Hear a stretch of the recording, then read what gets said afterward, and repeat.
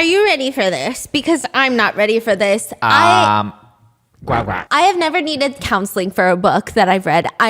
Until now. Are you I'm sure about that? No, but this is pretty bad in like the world of not crime. This is as bad as it gets in not like a historical book, true crime book.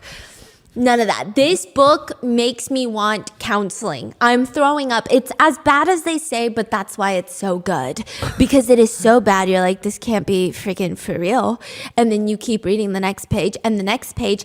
And now we're here, you and me, baby, because I cannot suffer alone. One thing I will never do is suffer in silence. My voice box actually works better when I'm sick. I have better voice clarity when I'm sick. I actually get louder as my pain grows bigger. These two things are directly related to each other for a very specific reason. So with that being said, let's get into more The Memoir by Molly Winter. And I do want to say that I discovered this book while I was watching I don't think she knows that I exist, a Read with Cindy video. And she was rating the romantic partners in books and if she would marry them in real life. Now, this is a nonfiction book, aka this is a real ass book. It's a memoir. The woman who experienced all of this in her marriage is writing about it, tippy tapping on her keyboard, writing about it, published it, now is tainting all of us with sin. Now, Cindy rated, well, I can't really kill people, like real people, because she has a tear where she was like, I would kill these people. But she felt bad killing these people because they're real people. So she ranked it a little bit higher. But that got me so intrigued. I'm like, what would make The Greatest All Time, Read with Cindy, want to kill people? And then I read it. And now I can't stop thinking about it for like the past week and a half. So here we are. Okay, I still have no idea what you just said, but This is a book about a wealthy couple in New York. At least I think they're wealthy because they have so much time freedom and they have amount of resources to get hotel rooms, get babysitters, go on random ass trips all of a sudden. Who's the author? The author is Molly. Molly. Yeah. Molly married a guy named Stuart. She calls him Stu. Okay. Okay. And she wrote a book about what? Her marriage with Stuart. Real story. Real story. And like, we hate Stuart. I think I hate everyone. I think this book makes me hate you, okay? There were times I'm reading this book and I'm like, fuck men. And then the next chapter, I'm like, bro, fuck women. Like, fuck everyone. I hate humanity after reading this book. She writes about her marriage and how it became an open marriage, and 10 years of their open marriage is slammed into this 300-page book. And I have never, truly, I am someone where I love everything. If you love it, I love it. If it's consensual, you love it, I love it. Truly, I love it. I'm not really judging you like that. I'm just like, that's a choice. But still, no judgment, just love in my heart for you and your free will. And I think polyamory is beautiful. I think open relationships have the potential to be beautiful. Is it for me? No. I read way too many murder novels, okay? But it is for some people, and I think it's beautiful. I think those people are at a place in their lives, in their emotional intelligence that is great. I can't do an open relationship, but if that's you, do you. That's what I'm trying to say right now. That is what I'm trying to say. I think you have the emotional intelligence. You have the emotional maturity to withstand stuff like this, to go through this turmoil. I don't. So let's get into Molly, the woman who almost ruined my random Tuesday. The whole escapade starts when Molly escapes from the mental asylum. That's crazy. No, I'm just kidding. She doesn't actually, but she does end up at a bar. Yeah, it's just, she's married. She has a husband. How old is Molly? Molly's like in her 40s, buddy. Oh, okay. And she's got 2 kids. One of them's, I don't know, 6 years old. The kids are like kind of part of the book, but not really kind of part of the book. And this started 10 years ago. Oh, yeah. Okay, so we're starting 10 years ago right now. Flashback to 10 years ago. She escapes from the mental asylum, which is her husband that she low-key kind of wants to fucking punch in the face. Sometimes I feel like I'm in a mental asylum and you're my caretaker. Okay. Sometimes like when you bring me vitamins at night, I'm like, oh, that's just my nurse coming to feed me my pills. And then I go back to my little mental asylum shenanigans. You gotta stop breathing sometimes. You know? Touch some grass. So Stuart, her husband that she kind of wants to punch in the face, tells Molly he's going to be home early that night, which she has a pickle about this. And I didn't know this was a thing until my sister had 2 kids.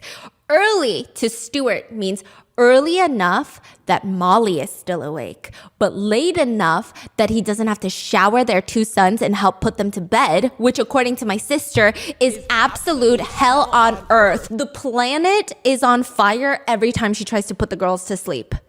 That's early to Stuart. And when he gets home, she knows what the schedule is going to be. He's going to want to do it. And she doesn't want to do it with some fucker who comes home after she has to put the kids to sleep by herself. Back then, when they were married without kids, they used to do it 3 times a week. This is Molly and her husband, not my sister and her husband. Calm down, okay? They used to do it like 3 times a week. And now they're lucky if it's twice a month.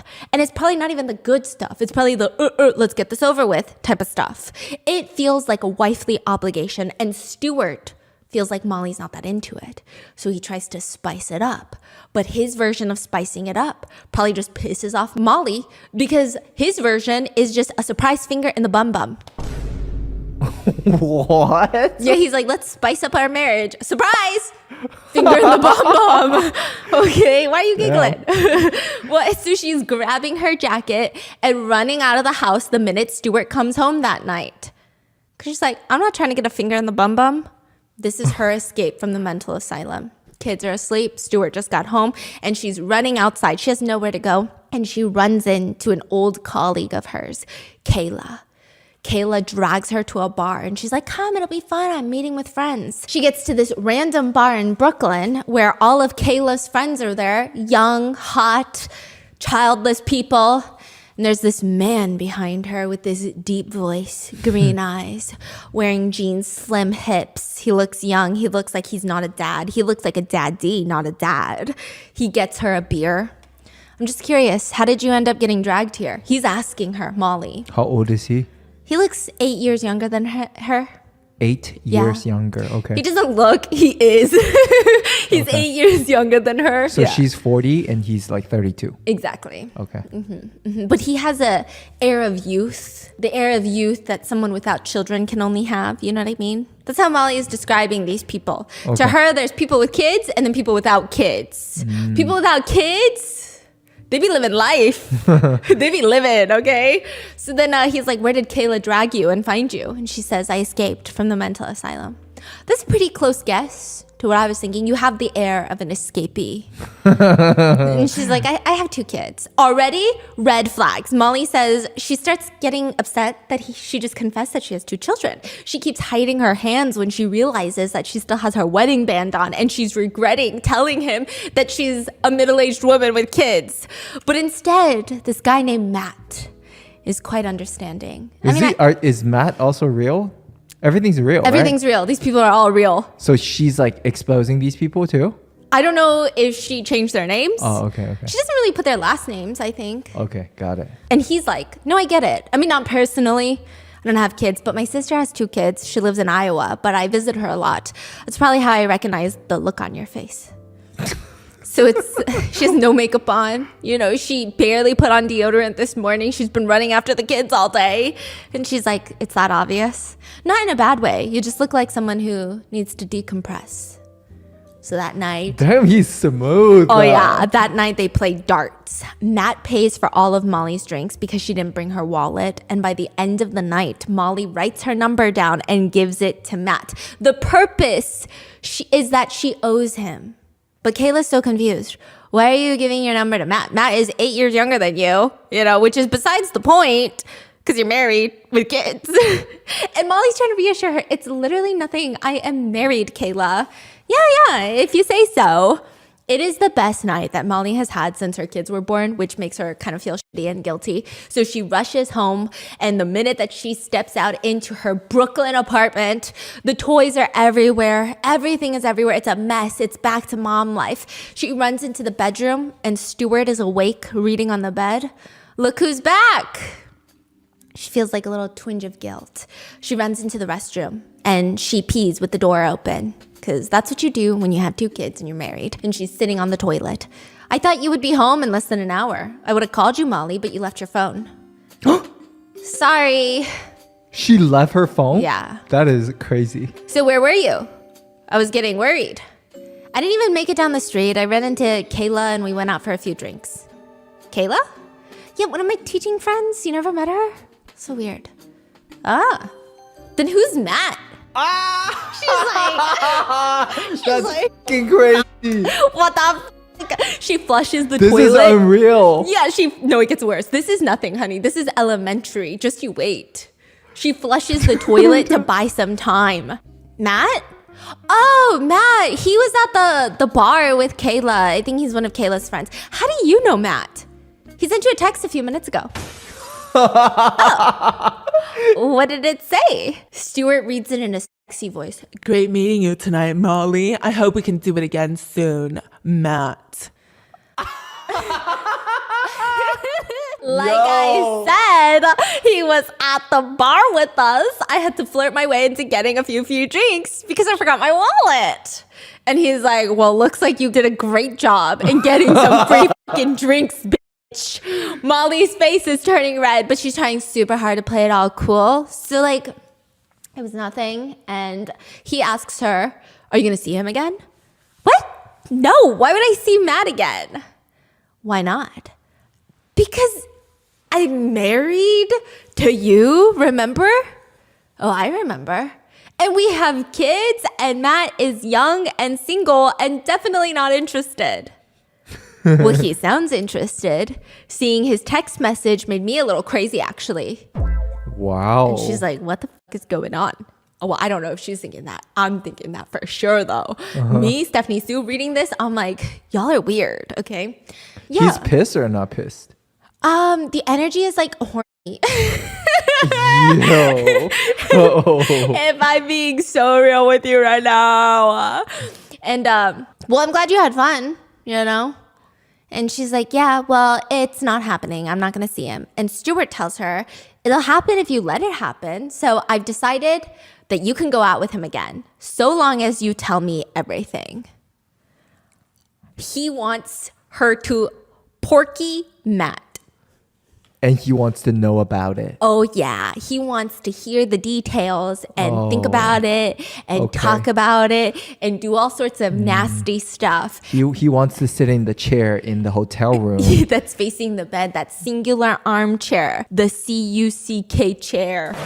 He said, that chair, I call dibs. That night, Molly can't sleep, okay? She's So this is the imagining- first time Molly heard about this fantasy of his. Yes. Okay, got it. And so she can't sleep. She's thinking about Stuart. She's thinking about Matt. She's thinking about Stuart. She's thinking about Matt. And nothing happens for the next few weeks. Molly and Stuart, they do it here and there. But the whole time, she's just imagining that it's Matt instead of Stuart. Damn. And so finally, she texts Matt back. And he asks her when she's available to grab a drink. And that night, she's in bed trying to very casually tell Stuart about it. Matt asked me to get a drink with him. Yeah? What did you say? I didn't respond yet. Well, I'm into it, baby. I promise. It's okay. Are you sure? I'm sure. She's trying to text Matt about Friday, but she wants to keep it chill. And now she's stressing out because she can't even talk to her friends about how to respond to him because all of her friends are married and with kids, and they know that she's married and with kids. How do you tell your best friend? No. Like, my husband actually wants me to. Okay? So Friday rolls around. She's so nervous. She can't even eat. Stuart is going to work late. The babysitter is coming. And right before the date, Stuart texts her, have fun tonight. I'll be thinking about you, ... This is her husband. They meet at the same bar. They hug. It feels like youth and freedom and desire, according to Molly. She finally feels pretty. She says it's interesting because Stuart used to make her feel pretty, but not anymore. And it's not even his fault. He still tells her that she's beautiful, but motherhood drained the pretty out of her. That's how she feels. She can barely focus on what they're talking about. At the bar, all she's thinking is, oh my God, our faces are so close together. And once in a while, their knees will keep touching each other. And then it hits her. She's like, how long have you lived in Brooklyn? She's asking Matt. Oh, my girlfriend and I just moved here a few months ago. Bro. We have a place nearby. How about you and your husband? What is going on? Yeah, she's like, like the floodgates open and it feels like my husband, Stuart, is just sitting right here. And she starts rambling. She goes into mom mode. She goes into wife mode. Oh, we moved here right before Daniel was born, and Daniel's 6 now, so 6 years ago. And we're actually moving to a house soon. So I think we really like Park Slope. We're going to stay for good. We're going through renovations. It's a huge ordeal, but it'll be nice to have some more space. Who is she? Suddenly she sounds like regular Molly, and she can't even help it. And this is a sobering thought. She pays for the tab and just leaves. She's like, I can't do this. What was I thinking? This is insane. Wait, Yes. so I'm sorry, clarifying. Why? So the moment that he brought up that he has a girlfriend, Yes. she went back into the mom mode? Is that what you're saying? And then he was like, how about you and your husband? Oh, like the moment they bring their partner. So now, did she know Matt has a girlfriend? She just found out. Oh. She just found out. So what the is Mac doing here? Exactly. Every single person in this book is deplorable. Every single person in this book, if they were admitted for a crime and they said, hey, Stephanie, can you be my character witness and say a few nice things about me? I will pay you $100,000. I would say absolutely not. So Matt is Yes. in a relationship and Mac's trying to sleep with Molly. That's Yes. also in the marriage. Like he didn't care. No. He's like, let's just do it. Whatever. Yeah. He said, let's just boink boink. Okay. She just pays the tab and leaves. And she says, I just didn't realize it was getting so late. Bye. And she's walking home about to cry. She feels, and like you would think that she's about to cry because you have this moment of, what am I doing? I'm a married woman and like this is so weird. But she's like, of course Matt has a girlfriend. Of course he wasn't just thinking about me, waiting for me to text him back. She writes, he probably finds me entertaining, an older woman who slobbers over him and boosts his ego. So already, I don't know if I like these people, okay? On the way back, she texts her husband, I'm on the way home now. Already? Yeah, it just didn't feel right. Oh, I'm sorry, baby. Are you okay? Should I come home? And she said that it feels odd. She doesn't want him to come home because she wants to mourn something that she never had. Also, you have a husband, lady. But she's like, I just want to cry in bed alone thinking about losing Matt. And she's like, I'm fine. Just tired. I'm going to go to bed. And he's all, okay, I'm here if you need to talk about it. I love you. Love you too. So Molly and Stuart's intimate life gets really weird. Molly isn't thinking about Matt anymore, but it's all Stuart can think about, and it makes him extra excited in bed. He's all, imagine I'm Matt. Wait, Stuart's like role playing Matt? Yeah. That's crazy. Yeah, and then he calls Molly a CUNT in bed, and then she starts crying. I'm like, who are these people? Whoa. She just like bursts into tears in the third act type of crying. Are you mad at me? Oh, no, I didn't mean that in a bad way. I'm just like, I like imagining you with other men. It's part of what turns me on. But they just want different things with Matt, she says. For Stuart, he wants Matt to pork his wife. For Molly, she wants Matt to go on dates with, to cook dinner with, to have romantic hand-holding sessions with. Oh. Yeah.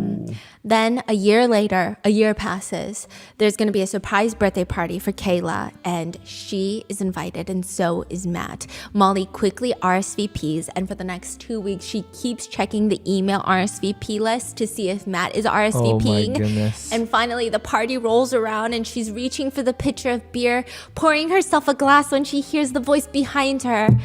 Hey, can you pour one of those for me too? She turns around and it's Matt. Eyes are glistening. Sure. Have you been? Fingers touch when she passes the beer. Electricity, sparks fly. I've been good. How about you? See, this is why I can't read nonfiction unless it's like, I just can't read this type of nonfiction. You know what I mean? Because these people are too real. These people are too real. I like my books where the love interest is, first of all, not married with a husband. Everybody's single. And then it's like a man in a suit walks into a bar. He just inherited $25 trillion. You know, but then this one is like so just real life. Just, I've been good. What about you? Like it's so normal. Okay. Good. It's been over a year since they saw each other, and that night they get drunk and they get this private small karaoke room inside the bar, and they sing a duet. Oh, just them two? Just them two. And as they're singing a duet, he comes up behind her, pulls her towards him. He rests his chin on the top of her head and her butt fits perfectly into his waist. No way. Oh yeah. She said all that? Yeah, she said all of that. And when the song is over, he says, best $10 I ever spent. Which again, see, this is why I can't read nonfiction books. Like, I need my men to spend, I don't know, $5 trillion on me before they can fall in love. Like, the man needs to give up his fairy kingdom for her first. And then I'll be like, fine, I will approve this kissing that you guys are doing now. It's fine now, okay? And so they're staring at each other, and it's about the time to kiss. But instead, she's like, I gotta go. She leaves, and at home, she's freaking the fuck out. And of course, her husband notices. He's all, you haven't done your eyes like that in a while. You look nice. And she's trying to be all busy, but all she can do is she wants to go to bed and replay the night's events over and over and over in her head. But Stuart, her husband, is bothering her. He's following her around. And finally she tells him, okay, Matt was there. Molly, I know, you're not that hard to read. So what happened? He kept refilling my glass without realizing how much I had to drink, and I promised to sing a duet with him. I didn't think that he would hold me to it, and before I knew it, he put his arms around me, and Stuart is loving it. Stuart's like, hey, you know what Matt is probably doing right now? And she's like, what is he doing right now? He's probably on the couch thinking about everything he wishes he did with you. Dude, this is like crazy. Yeah, and then Molly closes her eyes and they do it. Her and Stuart, her husband, do it, but she closes her eyes and she's not imagining her husband, she's imagining Matt. The next day, she tells her like mom friend about what happened with Matt, and she's all, and Stuart wants me to sleep with him. It turns him on. And at the end of the play date, her friend slips her a business card. Look, I'm not telling you what to do, but it's a really good therapist I used to see. Yeah. They were like, you need help? Yeah, so they hug. And as she ushers her kids out of the house, she's like, you know what? I'm going to text Matt and not the therapist. And she's all, hey there, what are you doing later? And they start talking and she's like, well, I got to take the kids to the playground. And he's like, well, why don't you put them to bed and meet me at this new bar that I've been trying to try? And they decide to meet at 9 p.m. Bar, they walk in. Sexual chemistry. She's been waiting for this moment. Even at the playground with her kids, she was on autopilot. She was all like, yay, you're doing so great, sliding down the slide. Anyone can fucking slide down the slide, bitch. Slide down the slide some more. But she's not thinking about it. She's thinking about Matt. Finally, he says, do you want to come over? What? My girlfriend's out of town. I live close by. I'd really like you to come over. See, this is why nobody's redeemable, because sure, Molly has the permission, not the permission, but she has the consent from her husband to see Matt. But the fact that she knows Matt has a girlfriend, and we don't know if the girlfriend has like okays this. No, she hasn't. It's pretty clear in the book. Oh, he's behind her back. Yes. Wow. And Molly wants him to feel like she's doing this behind Stuart's back too. Oh. Because he's having emotional turmoil. Okay. He's all like, maybe we shouldn't because I have a girlfriend. And then she's all like, maybe we shouldn't because I have a husband. Oh. I know. I'm telling you. Complicated. It's not complicated. It's morally corrupt. Yeah, it is. But like the game that she's playing. Yeah, wow. I know. So that's what I'm saying. It's hard. If she was just going after a single dude, it's like, okay, you and your husband are a little kinky, but this is weird. Yeah. So they go to the apartment and she's about to do it, but she runs out into the rain, super stressed. Like they were making out in his studio apartment, and that's when it hits her. Oh my God, this guy is young and he lives in a studio apartment and he's got a girlfriend and I gotta go. She runs out and she texts Stuart everything that's happened. Like we were making out in his apartment and I just couldn't do it, so I'm now outside. And she finally texts her husband, should I go back to Matt's place? And he says, go for it. She runs back, knocks on his door, and before he can even open the door, her shirt is all the way unbuttoned and her boobies out. And they do it. Yeah. What? When she gets home, Stuart asks, how was it, my sexy wife? Oh, it was fun. But what she wants to say is she wants to go back and hang out with Matt. And I'm like, this is so bad, but it gets worse. That weekend, Molly and the kids are going to visit Molly's mom, which is the perfect time, so fucking convenient for Stuart, her husband, to casually bring up So Lena invited me over this weekend while you guys are out of town at your mom's. Wait. Lena, as in your ex-girlfriend? Yeah, I think I told you she's going through a pretty rough divorce. She just wants to talk. That is wild. And what's her like reaction at that point? She wants to sob, throw up, and die. She's like, just talking, huh? I think so, but... And Molly's like, I don't like this, but she's also telling us through the book, like, I did just sleep with a guy, and while his girlfriend is out of town, I don't know what's going on, and now Stu's bringing this up. And he said, but what if it's not just talking? You know, how would you feel about that? Not great. Molly says, out of all the girlfriends Stuart's had, Lena is the only one that broke up with him, and they remained friends afterwards. She is older than Molly. And I don't know why Molly feels the need to include this, okay? But she's like, also, I'm like kind of hotter than her, basically is what she says. So I was never jealous of her because I'm hotter than her and she's older than me. And I'm like, girl, I feel like you do need that therapist. You should call her up ASAP or call him up ASAP. And she's like, I'm not sure. And she feels like she wants to throw herself onto the ground, cry in a fetal position.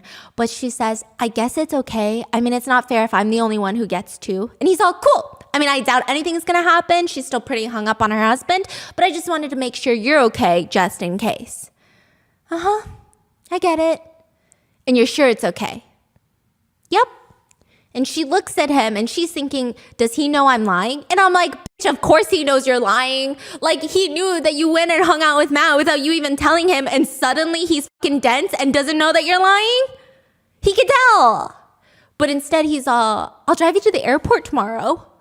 I have so many things to say. This is when I decided I hate everyone in this book, because it feels like he conveniently tells her nonstop, and you'll notice this as a pattern. He tells her, you can go do these things with other men just so he could do it with other women. Yeah. And then also an open relationship, and then suddenly an ex-girlfriend that's completely different from Matt down the block, and then an ex-girlfriend with so many emotional baggage. Yeah. So And yes. does it sound like he's already planned this from the get-go? Yeah. He's like, okay, the moment that she does this, then I can do A, B, C, D, E right Yeah, after. I feel like he's manipulating Yeah. and plotting. Yeah. And then the fact that And she's like, at this point, she already slept with Matt, so what can you say and do now? Like, yes, but also it's so crazy to me that these two people have children together, because I feel like we could be having an argument about bagels and I would feel very comfortable telling you that's not the same thing. Like, I feel like in this moment, if you're in a loving marriage, you could say easily, well, I don't feel like that's appropriate because it's not the same thing. Like, she feels guilty and pressured into saying yes because she slept with Matt. But also, it's not the same thing. It's an ex-girlfriend. It's very different. She goes to her parents' house. I think they live in Chicago. And it's just the whole weekend, she can't think about anything but Stuart and his ex-girlfriend, Lena. She's taking care of the kids. She's taking care of her sick mom. But again, all she can think about are Stuart and Lena. And she also reminisces to back to, I believe, 6 years ago, before she gave birth to their first son. Her aunt had randomly told her that her mom had an affair with her best friend. So Molly's mom had an affair. And Molly's aunt was like, oh, your mom's not perfect. She be cheating on your dad.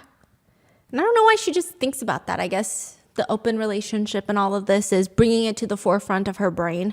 And she's thinking about all of this and the harsh realities of motherhood. And finally, she confronts her mom about it. And her mom is just very nonchalant. Like, she asks her mom, does dad know about what you did with Jim, your best friend, how you had an affair? And she's all, yeah, it was your dad's idea. No freaking way. So she's like, what the fork is going on? She lands back in LaGuardia. Stuart picks him up from the airport, and suddenly, Stuart that she didn't want to see, Stuart surprise finger in the bum bum, suddenly he's a hottie with the bottle body. She's like, I have never realized how sexy my husband is. What do you mean? Because I guess he spent the weekend with the ex-girlfriend, she suddenly appreciates her husband more. She's like, my husband is so hot. I should tell him that more. Wait, what? That's what I heard in a lot of healthy open relationships. Clearly, this is not a healthy representation. But from there was a brief moment where TikTok, my FYP, was all these polyamorous relationships because There was like a thing on TikTok. People talk about their relationships, and then there's a lot of engagement because people are like, I could never, right? And everyone's saying you find your partner hotter because other people want your partner. Oh, yeah. Okay, got Yeah, it. so then she's all like, he's so hot. He's got such a tight ass. And I'm like, What? this is a lot going on right now, okay? When they finally get home, the kids are in their rooms, and she asks him the question that she's been dreading. And she's all, did you sleep with her? And he says, yes. She collapses onto the ground, fetal position, which, you know what? How the fuck is that fair? Again, this is his ex-girlfriend. It almost feels like he set it up. And she's so distraught about it. But that night, he's mad at her. They sit on the couch. And he seems agitated. And he tells her, I don't know how to talk to you about this. I don't want to feel guilty about doing something you gave me permission to do. Of course. Imagine being fetal position crying and your husband is like, well, you told me I could. And he says, I don't think that I should have told you about Lena. I'm into hearing about you and Matt, but I don't know. You don't feel the same way about me being with other women. So I just want you to know that Lena is never going to replace you. She is my friend, and that is it. Just like you and Matt, it doesn't mean anything. Again, Molly's head is spinning. Meanwhile, the skull density of Stuart's head appears to be getting thicker and denser. He says, but I will admit, it feels good to be seen as attractive, you know? And Molly is just sobbing. She's like a mess right now. Because kind of true, she says she doesn't remember the last time she told Stuart he's sexy, but regardless. And he picks up her limped hand and he says, I think we have a decision to make. Do you want to stop? Molly's going through it in her head. On one hand, she doesn't want to see Stuart with anybody else, but also at the same time, she doesn't want to stop seeing Matt. So there's that. And in that moment, Molly's so confused, she doesn't even respond. And this Stuart says, I love you, baby. I will always love you. But why don't we try a new rule? I'm not going to tell you anything more about what I'm doing. Okay? But you have to tell me everything. What? Bruh. How is that fair? Rage. I just felt rage. Okay. Over the next 4 years, again, if you guys are into polyamory, I'm sorry. This is like the worst representation of polyamory. And if you guys are thinking about polyamory, I do think that this book could be a cautionary tale of what it should not be. This is literally the stereotypical, your husband gaslit you into being in an open relationship that you never actually wanted. So then you gaslight yourself into thinking that you wanted it, that you see on Reddit. So over the next 4 years, they embark on an open relationship, and Molly only sleeps with Matt a handful of times because he has a girlfriend. And usually when the girlfriend is out of town, she'll go, or when Stuart and the kids are out of town, he'll come. But now that, now every time that they sleep together, Matt will text her, I can't do this anymore. I feel too guilty. I can't do this to my girlfriend. Molly will cry, she'll mope around and then try to focus on the kids, and then slowly Matt will come around again and then they'll text and then they'll boink and then it'll happen all over again. And she will, of course, talk about all the things she does with Matt while in bed with Stuart, but she will freeze when he puts her in a pose that feels unfamiliar. The question being, where the hell did he learn to do this? Just like the worst marriage ever, just like not healthy in any sense of the word. And one day she's confronted with it because she's doing the laundry. She clears out his pants pocket, pulls out what feels like a credit card. It's like a key card for the Hilton Hotel. She almost feels like he left it on purpose. She's jealous, but she's angry, but she technically has no right to be angry. I don't know. Listen, it feels emotionally draining. I feel like even a long-term monogamous marriage, you already have so many things that are emotionally draining. Like, why did the bagel go missing? I don't know, okay? It's fulfilling and emotionally draining as it is. But then like to throw all this into it, it's like, calm down. We don't need all of this. Life is already a journey. But it gets worse for Molly when she brings Matt over to the house when the kids are asleep and Stuart is working late at the office. And she texts Stuart, Matt's still here, but he's not as great of a lover as you. What? Except she doesn't text Stuart that. She texts it to Matt on accident. And he comes out the shower he thought they were both cheating because he would feel so guilty about his girlfriend and she would all be like, I feel guilty too. That's crazy. And he's like, what the fuck? But also, I think Matt is weird too. This is what I'm saying. And Matt got excited? No, he got so upset. He's disgusted with her and runs out on her. He says, how dare you not cheating on your husband? Exactly. How dare you do this consensually? Exactly. That's why I'm like, every single person in this book, I don't like anyone. What a psychology, right? Yeah. Now it makes it, I wonder what that feels like in that moment. Maybe like just exposes him as the worst human because he is the only one that's cheating actively. And nobody else is. Yeah. Versus, I don't know. I mean, sure, like she's quote unquote lying to him, but. So he in his mind probably thinks, this is how Molly thinks about it, okay? That he is torn. This is main character moment. He loves his girlfriend, but also Molly's ass is so juicy, right?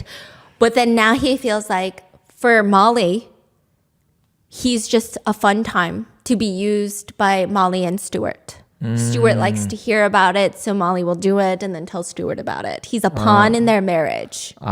Whereas to him, he thinks he's all conflicted. He's a tortured artist, No way. He's disgusted. He runs out on her and she feels this heartache, penetrating heartache. She talks about this heartache with Stuart. She talks about heartache about losing Matt, and just overall she's in so much pain, and they decide that they're going to take a break on this whole thing of an open relationship and go to couples therapy.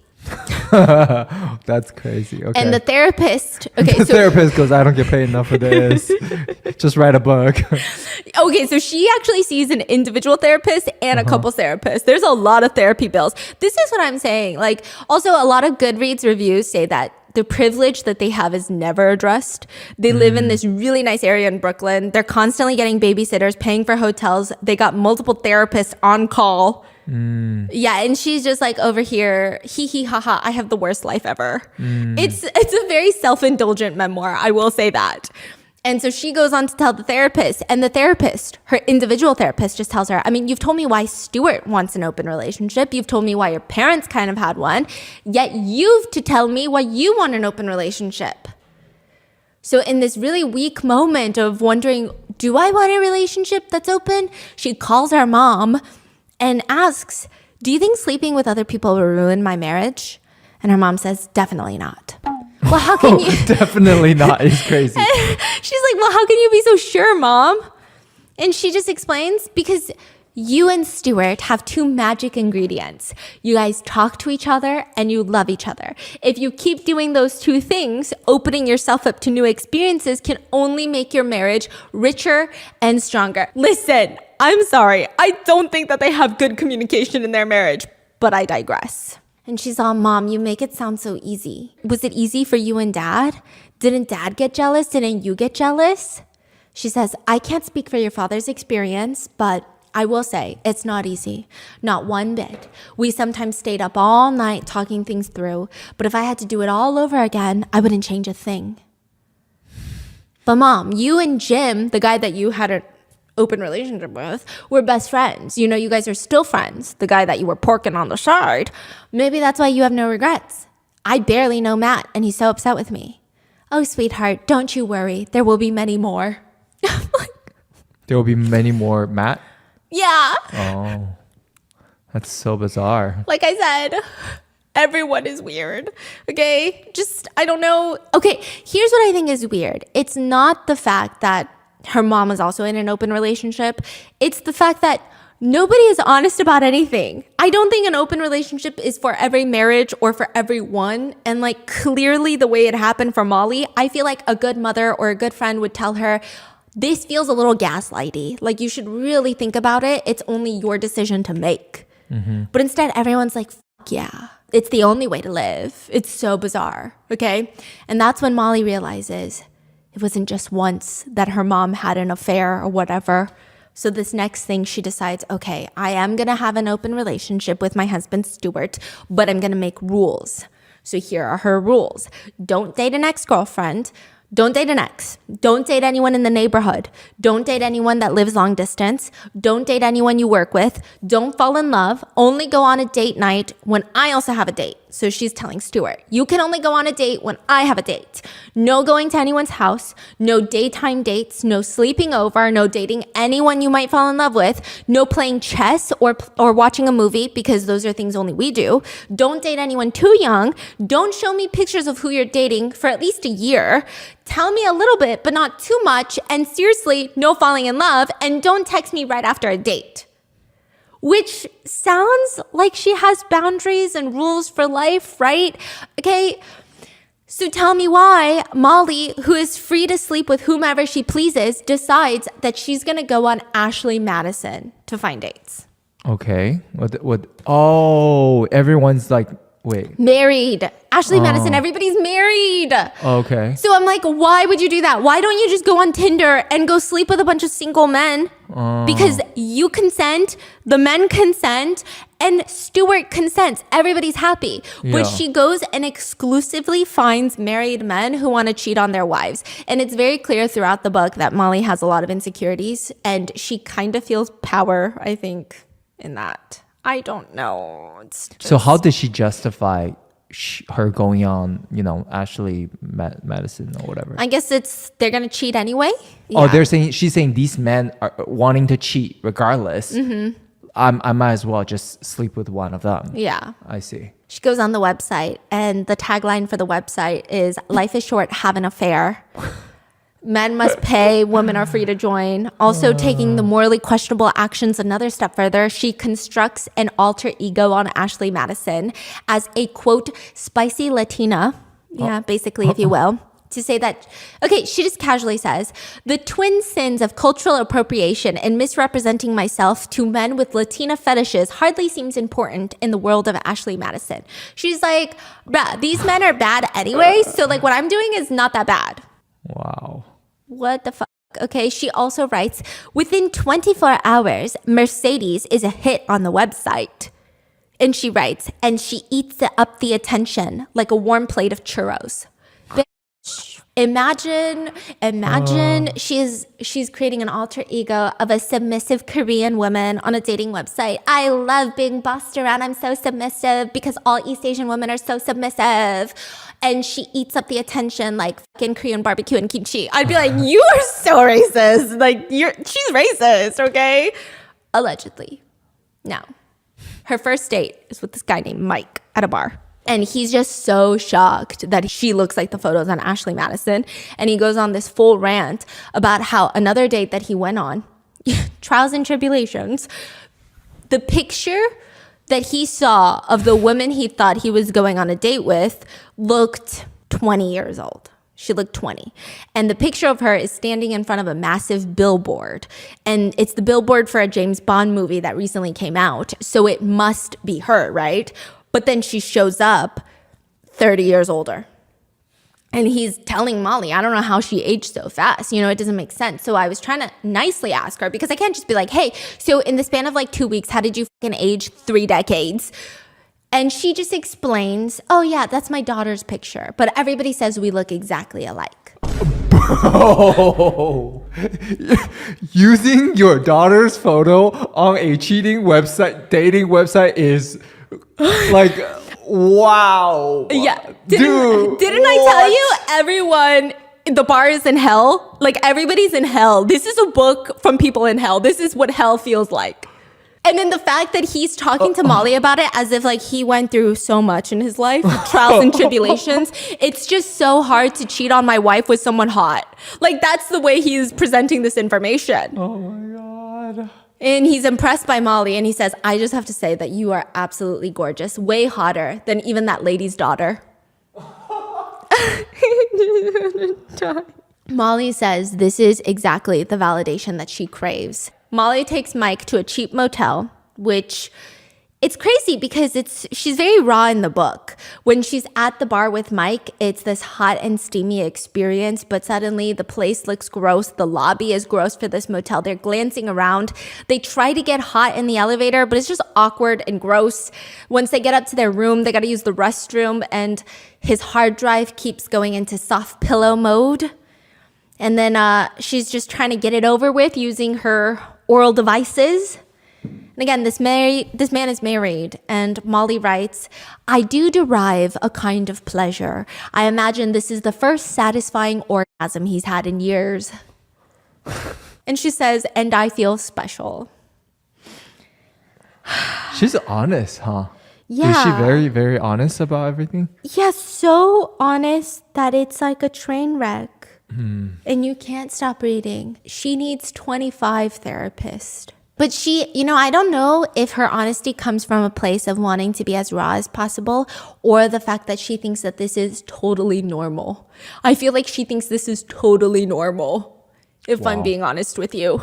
And then Mike makes a whole spiel about like, oh, that was great, you were great, but I gotta catch a train, you know what I mean? And he leaves her in the room, enveloped in sadness, she says. And even though none of this was fun, she gets sad when it takes Mike 2 days to text her back. And he texts her, can't stop thinking about your mouth. We should do that again sometime. Which is why she tells her therapist, I think I'm gonna date multiple guys. That's what Stuart does. He's dating like 4 women right now. But Molly feels like things are getting better, She's got 2 men on rotation that are super fun in bed, experimental even. One of them is like half French, and he's got a French accent that she keeps writing into the book. Like everything she says, is, is. Uh-huh. Yeah, anytime he talks, it's easy. Easy. It's always, it is sexy, no? Like very like that. And again, I'm like, I feel so like. So she's writing it in okay. And you're like trying to read it in that voice. Yes, and then I'm like, is this okay? Like, am I gonna get canceled for that? I'm reading it in my head like that, and I'm like, this feels wrong. But I can't not read it because it's easy. You know what I mean? Okay. So one of them tells her to go to the adult shop to purchase something to put in her bum bum.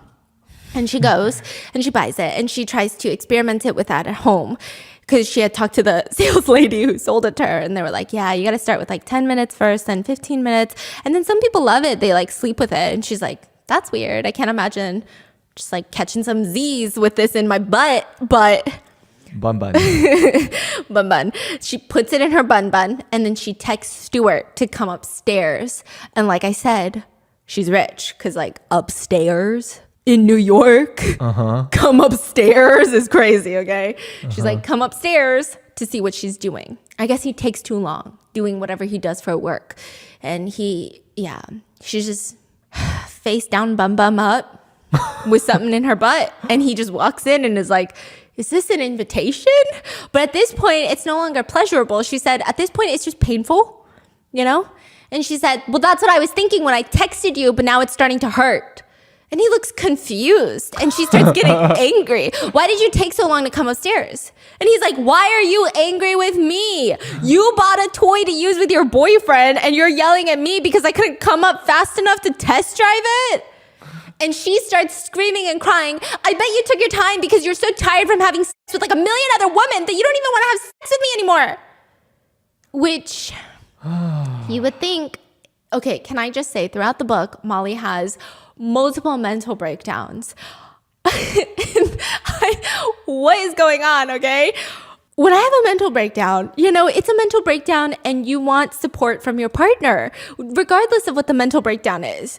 Molly has so many mental breakdowns and not once is Stuart like, you know what, maybe an open relationship is not what we need because it's clearly mentally affecting you. Not once! Honey, is that not crazy? Yeah. And so he's just like, a million women? I'm glad you think I'm such a Casanova, Molly. But that's a slight exaggeration, don't you think? And Molly just feels upset. She feels like Stuart is winning this open marriage competition. And he tells her, you know why, right? Because I date women and you date men. And we both know men suck. Yeah, so do you, Stuart. I don't know what to say, okay? Yeah, and it's just kind of shitty. She goes on to detail how none of the guys she goes on dates with wants to spend money on her because a lot of them are in marriages, so they can't spend money. And they buy cheap motels or hotels, or they have her book an office space. And then she gets fined a bunch of money because you're not supposed to be doing it at a fucking WeWork. What? How do you even do that? Yeah. On the table? Yeah. And Stuart is out here paying for dinners before every hotel room date. Also, one of them keeps slipping out protection while she's not looking and putting both her and her husband and all of his partners at a health risk. She also does not tell Stuart about it. It's just, everyone is deplorable. Everybody is deplorable. But she does tell him that one of her guys asked her to wax, which is a huge insecurity she has. What's wax? Wax down there. Oh. Yeah. And she asked Stuart, her husband, if his girlfriends are waxed. Again, these conversations are like a nightmare. A nightmare. You know, at some point, I have to think Stuart is her husband. At some point in the book, he's going to behave like her husband, right? No, we're like 100 pages in, bitch, okay? And he just says, yeah, they are. And he says, but I'm fine with it either way. I like your little bush, hobbit. You're my little hobbit. He calls her hobbit. Dude. Again, I don't know if I'm just sensitive, This but is crazy. everything that comes out of Stuart's mouth, like to call your wife a hobbit is some nasty work, brother. Okay, it's some nasty work. I would probably get a divorce right then and there. Anyway, the eldest son is 13 by this point. They've been in an open relationship for quite some time. And the eldest son texts Molly one day while she's traveling for work. I don't even know what any of these people do for a living, okay? And he texts her, Mom, are you in an open relationship? She freaks the fuck out, calls him at the gate. Calls him at the gate while she's itching her crotch. Why? She got a wax. Oh my gosh. And it's itchy. And, you know, he says that he was at home with dad and dad's computer was open and saw his OkCupid profile. What's it where it said that they were in an open relationship. And he thought that dad lied. And he's confronting mom and she confesses, well, it wouldn't be fair if only dad was in an open relationship, right? And he agrees. And I'm like, how is any of this normal? Like, how is any of this okay? But life is getting for Molly because instead of feeling empowered, she just feels used by the guys that she's dating. She feels like a booty call. She doesn't even get a glass of water afterwards, just getting kicked out. And she can't help but wonder why. Why is Stuart having a blast and she's not doing so hot in this open marriage thing? Her escapades are just getting worse. She starts going to the Liberty Inn with one of the guys. The furniture is covered in plastic.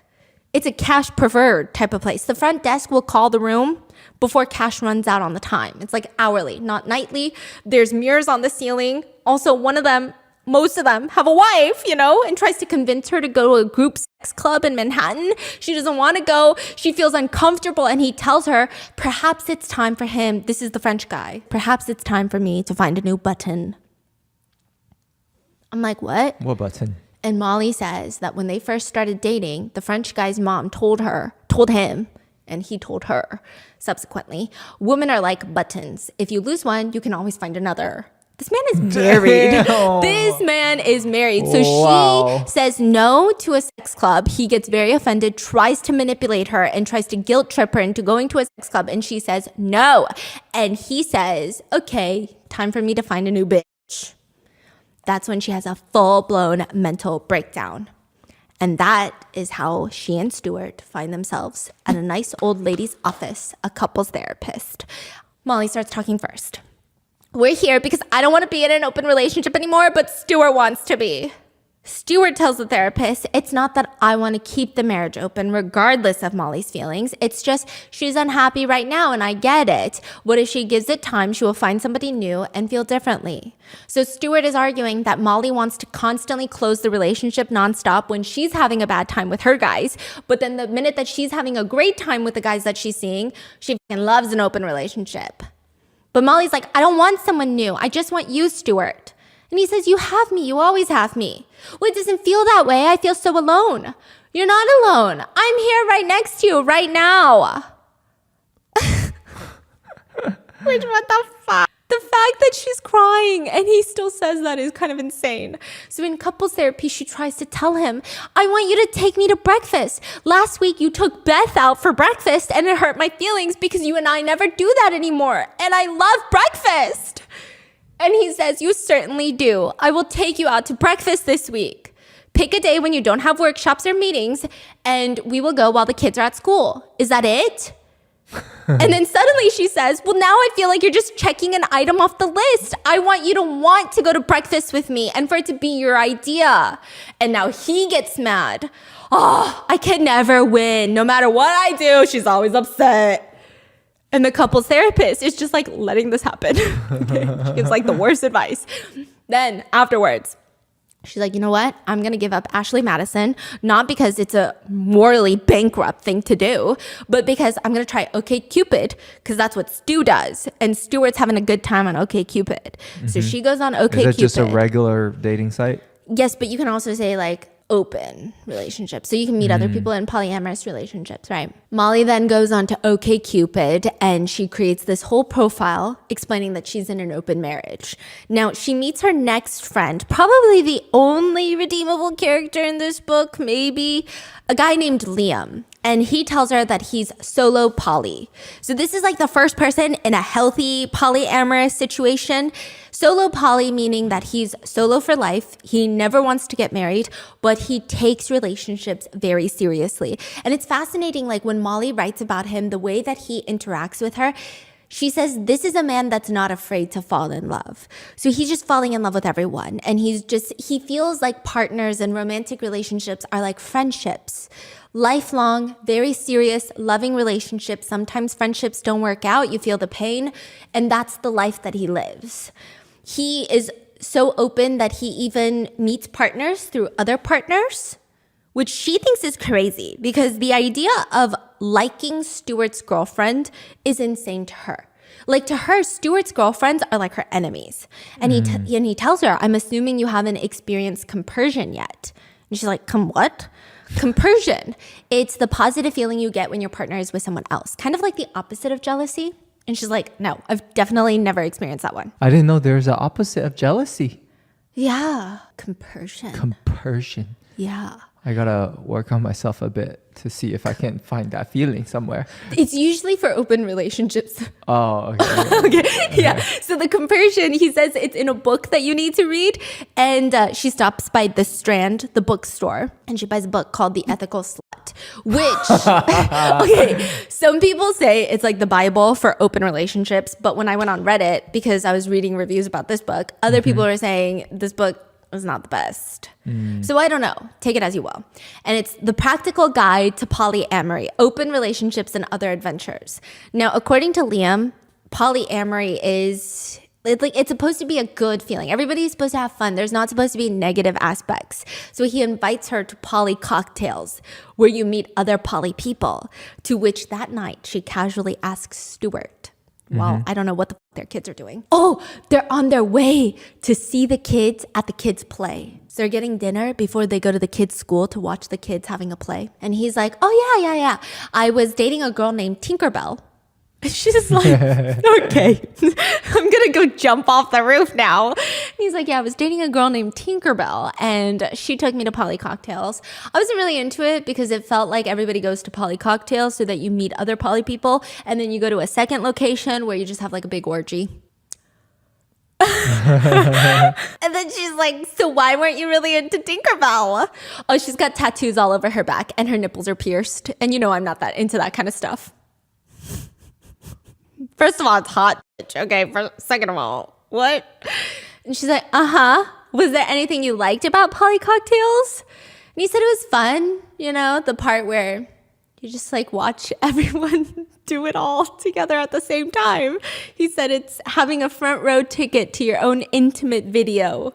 This is the type of feeling. So she's like, okay, maybe not my type of thing. Then the next person she starts dating is a guy named Carl because Liam is too healthy for her, I think, is the feeling I get. I don't know. She starts dating a guy named Carl who is engaged to a woman, Martina. Martina wants to have an open relationship because she's into other women. So she wants to have relationships with women outside of her marriage to Carl. And Carl gets to see other women because he's straight and just wants to have fun.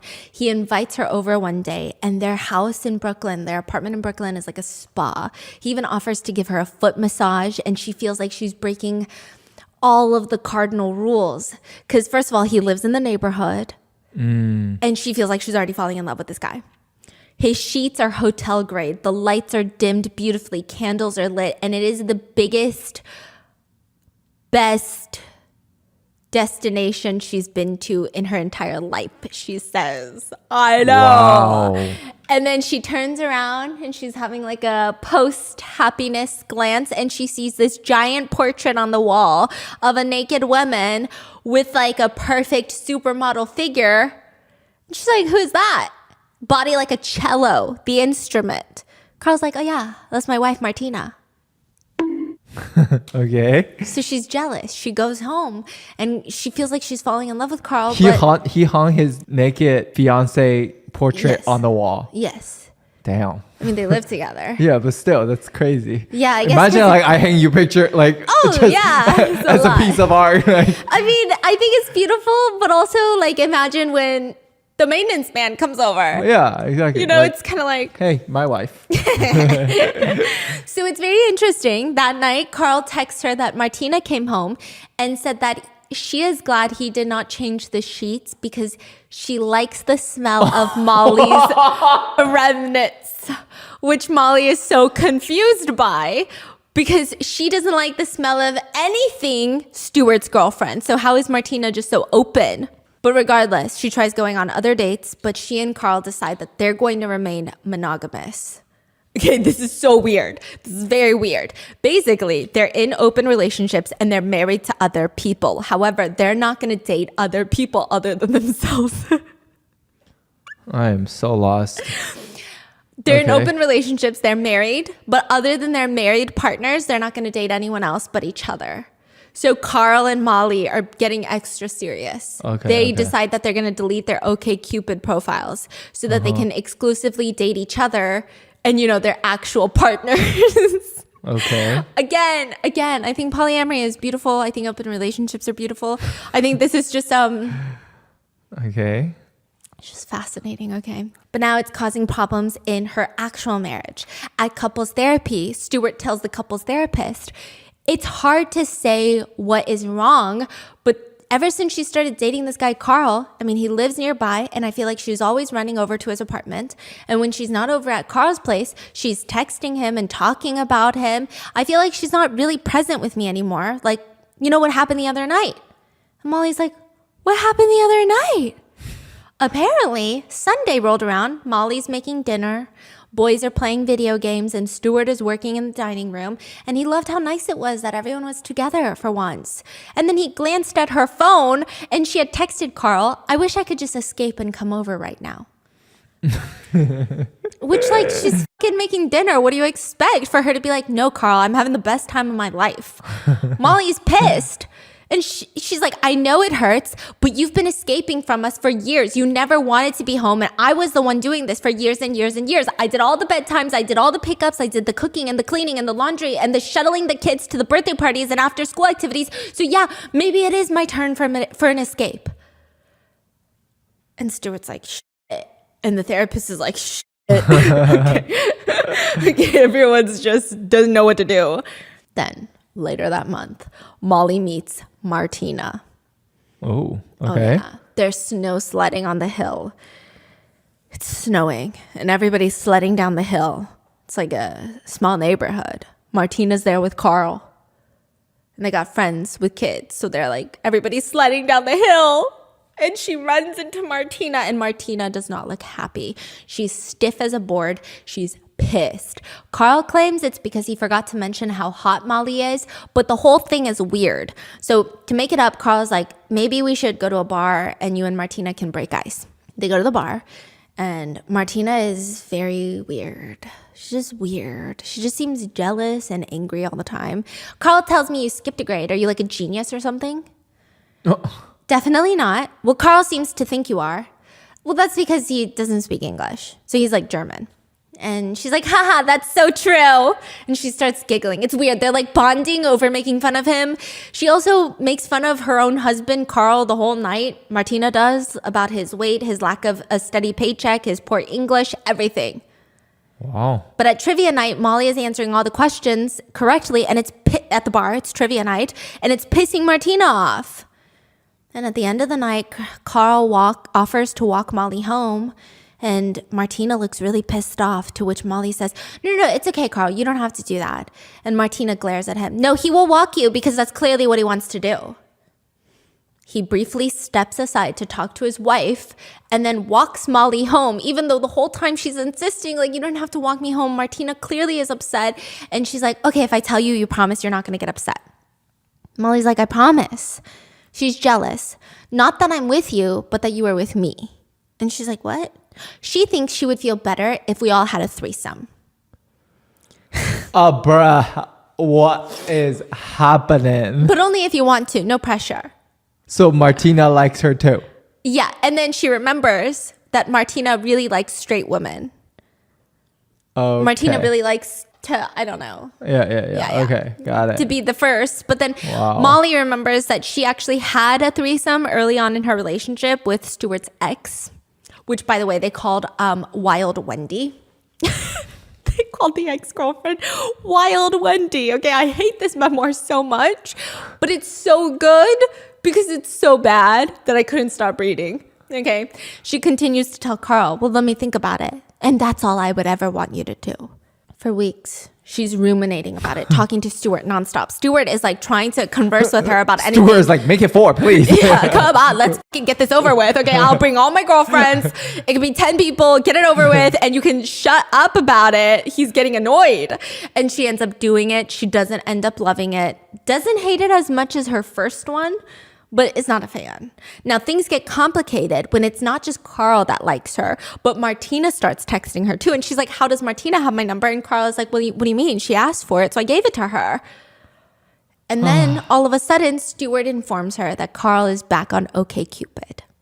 And just like... Stuart, how the... Because... Okay. Carl just liked his girlfriend's profile, who is also polyamorous. This is not real. Yeah, so Stuart has an Australian girlfriend that he nicknamed Kiwi. I don't know if that's appropriate, okay? But that's what he nicknamed her, and that's the only way that Molly refers to her throughout the rest of the book. And she says, Kiwi is the one who attracted his attention. She's going to take both my husband and my boyfriend, and there's nothing I can do about it. She then proceeds to have another breakdown. And I get that this happened over 10 years, I assume. So I'm assuming there's greater length between, like, distances between the breakdowns.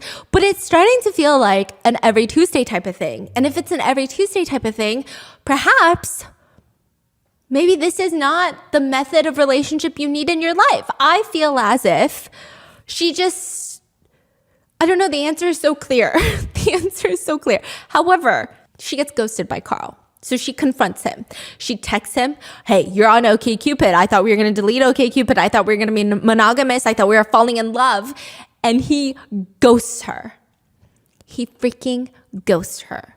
According to Molly's suspicions, Martina likes straight women, and it's Carl's job to bring them home to her. Just like how Matt was a pawn in her marriage with Stuart, she was a pawn in Carl and Martina's marriage. This is like the game that they play. Wow. So then she decides that she's going to date herself now. She has this whole, like, I am a new woman type of thing. She starts boxing, plays the guitar, focuses on herself, on her relationship with her mom. I'm like, does this lady have a job?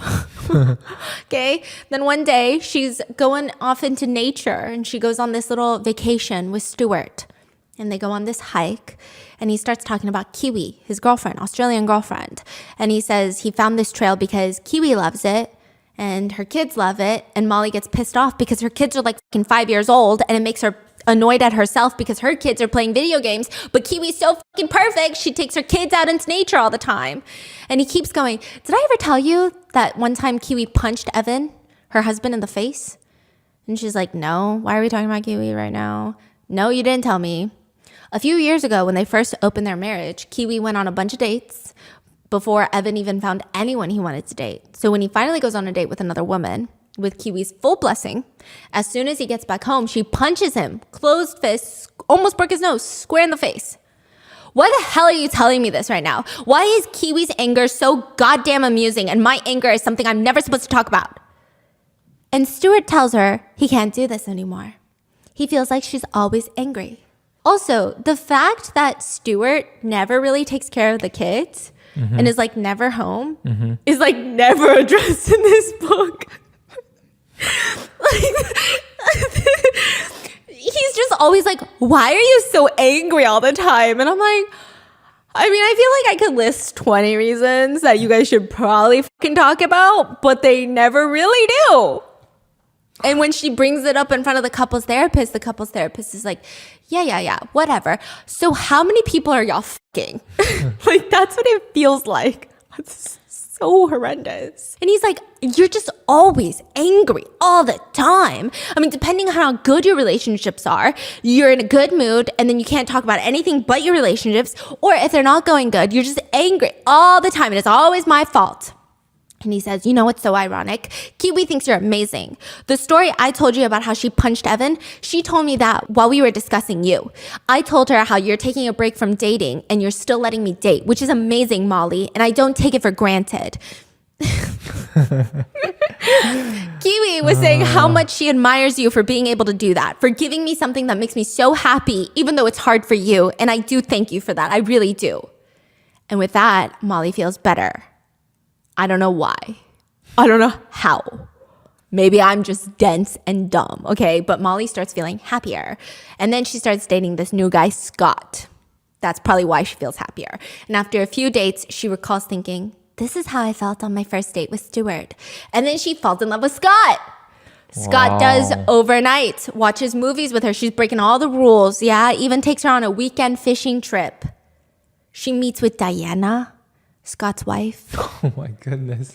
But when Stuart brings up potentially taking Kiwi to Vegas, she freaks out. I mean, clearly she knows it's unfair, but because she went on like a 3-day fishing trip with Scott. And then he's like, you know what? I was thinking about taking Kiwi to Vegas because you hate Vegas and I have to go to Vegas for that work thing that I have to do every year. I'm like, you have a job? Okay. And then she's like, how the fuck are you to bring Kiwi? It's a whole thing. Anyway. He goes to Vegas. She goes on that fishing trip. But while she's on that fishing trip, she realizes that Stu had invited Kiwi over to their marital home. She gets this like a Uber Eats order to the house, which, side note, he had mentioned, I'm going to spend the weekend with Kiwi, but we're going to get a hotel nearby. And she was like, oh, that's so silly because the kids are staying with the grandparents. I can't believe you guys booked a hotel. She says that in passing. He takes it as, you're right, I should cancel the hotel and have Kiwi come over to our marital home and like do it on our marital bed. Which I don't know why she's freaking out because she brought Matt to their marital home. I digress, okay. So then she calls him in the middle of this fishing trip, freaks the fork out, and he's pissed saying, I'm sorry, I didn't read your mind when you said the opposite of what you said. When she tells Scott about all of this, he tells her, you know, well, it's not nearly as bad as what my wife, Diana, just did.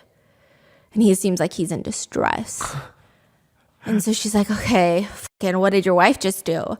She took the kids to California to meet her boyfriend, Rick. And, you know, she wants to move there.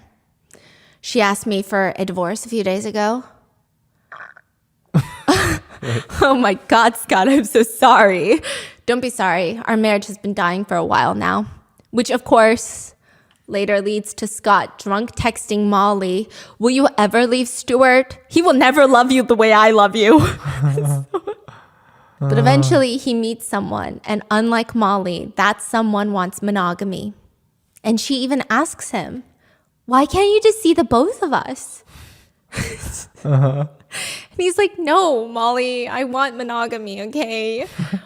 Yeah, and that's pretty much it. That's how the book ends. She goes on all these. What do you mean? There's no closure, really. Oh, this is like an ongoing case. They're still in an open relationship. It's an ongoing case. Yeah. And but the book will say some crazy ass things like, our love for other people only seems to make us love each other more. And while I've seen people in open relationships say that, like on TikTok and on Reddit, right? For some reason, some of those people, I believe them, right? I'm like, bitch, where? Where do you and Stuart love each other? I don't see an ounce of love. It's just like crazy. She also says, yes, I love Scott and I love Stuart. And yes, there will be more. My heart is open enough to hold it all. So here are my qualms about this book. I think, again, open relationships are great. I think the problem with open relationships, we should destigmatize them, but also at the same time, there's going to be a lot of toxic partners who try to use the destigmatization of open relationships into manipulating their partner into being in one when they clearly don't want to be, and it's going to harm a lot of people, right? This book is that. This book is that. And also the way she talks about open relationships is almost, of course you should be in one. When it's like, I've just seen you have 25 mental breakdowns. And I haven't seen a moment in this entire memoir where I thought, aw, she seems genuinely fulfilled in life with herself, with her marriage, with her children, with her partners. And yet she's like, my life is better and fuller than anyone else's because I'm in an open relationship. It's like she's gaslighting herself into thinking this is the way of life. Yeah. It's the craziest memoir I've read that does not deal with actual crimes. So Yeah. why do you think she write? Why did you think she write this? I don't know. I think she's probably going to transition into like having a podcast about polyamory and then like going on other people's podcasts to talk about polyamory. But I think she's in for a rude awakening because I don't think the polyamory community accept her because they're like, that's not what we stand for. Like, this is not what it's supposed to be. I think Liam was probably the only example of a healthy polyamorous person. It's also like feels kind of alarming how many of them are out there. Like the way that she just like every single person she meets or It's like cheating on their wives.